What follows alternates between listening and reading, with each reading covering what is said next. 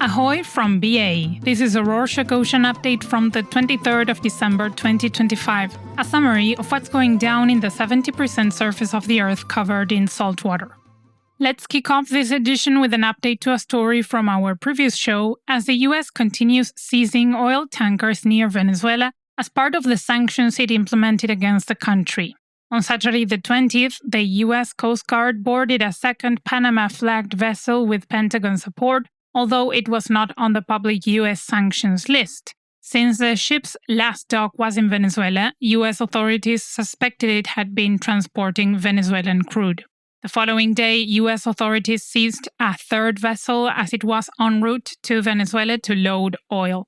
This ship, also flagged in Panama, has been under sanctions by the US Treasury's Office of Foreign Assets Control since June 2024 and is reportedly connected to financing activities for Iran's Revolutionary Guard. The Venezuelan government condemned the action as piracy. On a related note, on Tuesday the 16th, the US imposed a total blockade of sanctioned Venezuelan oil tankers entering or leaving Venezuela to stop vessels transporting crude that fund the government. With exports slowed, Venezuela's main oil storage facilities and docked tankers are filling rapidly, and storage capacity could reach maximum in about 10 days, forcing reduced output or well closures if exports remain blocked. The situation has contributed to increasing pressure on Venezuela's main export sector, rising oil prices, and heightened geopolitical tensions in the Caribbean region. The US has also pointed its gun at Spain. The US Federal Maritime Commission, or FMC, has intensified its investigation into Spain's port access restrictions on certain cargoes. Since November 2024, the FMC has limited Spain's port access and has blocked at least 3 US-flagged vessels under investigation. The FMC believes that Spain's policies might violate US shipping laws and could disrupt US foreign trade, leading it to consider additional enforcement measures, particularly against ships traveling to or from Israel. While no final decision has been reached, potential penalties under consideration include cargo restrictions, denial of US port entry for Spanish-flagged vessels, or fines of up to about $2.3 million per trip. The Commission is currently inviting public input before deciding next steps. In other US news, the New York State Energy Research and Development Authority announced on Friday the 19th a $300 million investment to expand port infrastructure for the growing offshore wind energy supply chain. The initiative aligns with federal clean energy goals and the decarbonization of the maritime industry. The funding will be used to upgrade port infrastructure and other facilities to handle large wind turbine components, build staging areas, and improve heavy lift and storage capabilities, while supporting container handling, ship repairs, and diverse commercial activities.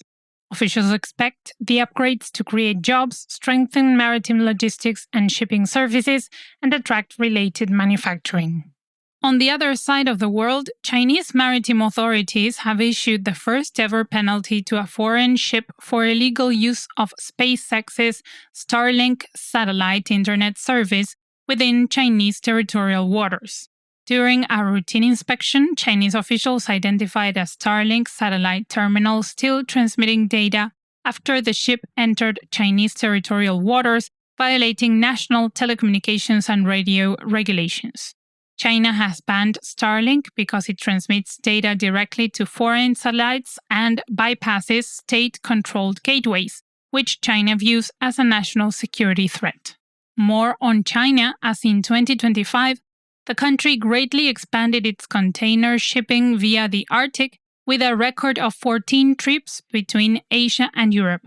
Most leading Western container companies currently do not plan to establish regular Arctic service because of environmental issues, limited infrastructure, insurance complications, and uncertain economic viability.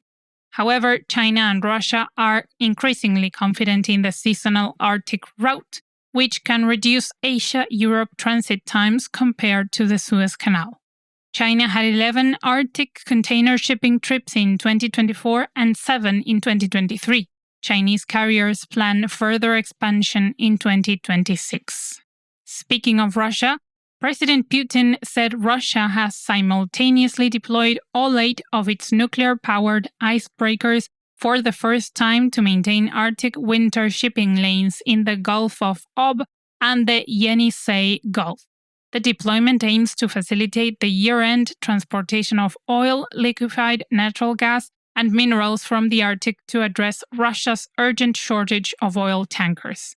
It involves 2 older icebreakers specifically built for Arctic river estuaries, 2 original Arctica-class vessels, and 4 modern Arctica-class ships, which provide increased power and better efficiency. Russia is also building more icebreakers and a massive Leader-class ship to ultimately enable year-round Northern Sea Route navigation, but harsh ice and the lack of strengthened tankers still challenge Arctic export flows. France also has a construction plan.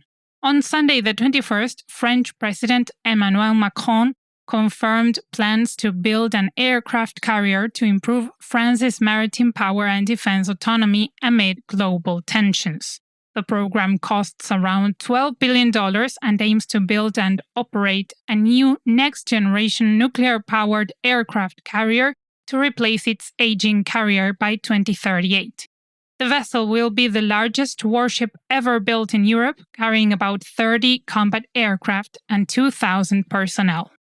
As one of the few European nations owning an aircraft carrier, France still has limited maritime capabilities compared with the US and China. France not only needs to improve its maritime facilities, but also to strengthen its cyber attack capabilities. French authorities have launched an investigation into foreign interference and a cyber attack on a passenger ferry that docked at the Mediterranean port of Sète after discovering malware called Remote Access Trojan, which allows hackers to control systems remotely on the ship. Italian shipping company GMV operates a ferry which can carry over 2,000 passengers. The General Directorate for Internal Security performed an emergency inspection of the ferry and seized several items. After technical checks confirmed no threat to passengers, the vessel was cleared to depart.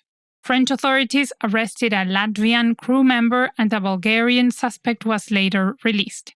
The officer said the probe targets an organized attempt to attack an automated data processing system on behalf of a foreign power. On Thursday the 18th and Friday the 19th, the Danish shipping company Maersk completed its first transit test through the Red Sea in nearly 2 years. The company implemented the highest safety measures during the test journey, as Houthis have attacked over 100 commercial ships in the Red Sea since October 2023.